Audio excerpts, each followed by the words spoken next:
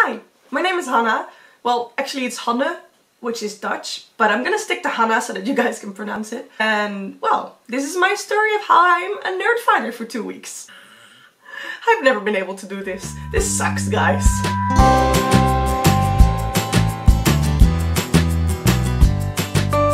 How did I become a Nerdfighter?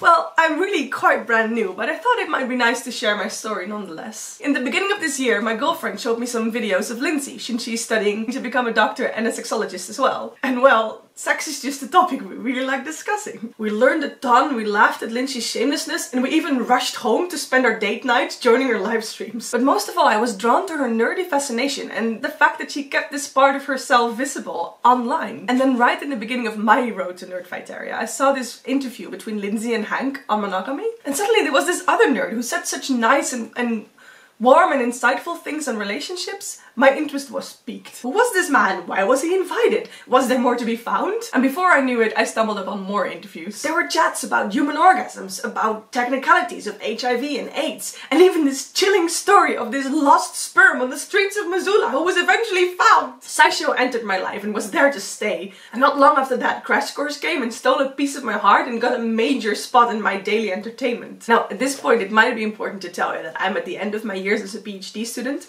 I work on the heart. And as some of you probably know, research kinda gives you tunnel vision. I mean, you live in your own little island, in your own little bay, in your own little country, not talking to anyone. Anyway, what I think I'm trying to say is that I forgot that the world exists. And although I've always been a very optimistic and idealistic person, I mean, I started the whole damn thing to, you know, decrease world suck. I guess I just turned into this cynic who really didn't think that anything she did would change the world in any way. But lucky me, doing a PhD also means procrastination. And YouTube is a lovely place for procrastination. So eventually, I simply got hooked by these two brothers who had years of footage of them being quirky and nerdy and clever and funny and even had a project for awesome. And they inspired me big time. And although I'm not entirely sure what I want to do, I really want to put my enthusiasm and energy to work. I mean, maybe I'll guide young students on their road to awesome, or maybe I'll create my own educational content, who knows? Anyway, I'm quite proud to call myself a Nerdfighter. And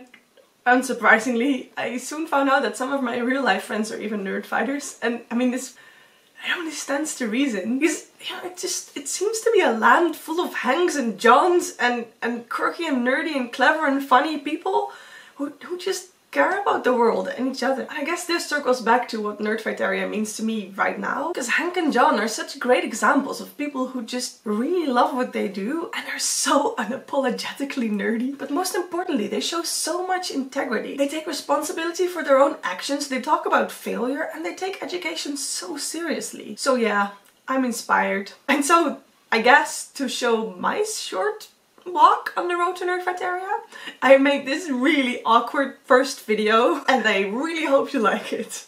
TVDBA. Still can't do it, guys. Bye.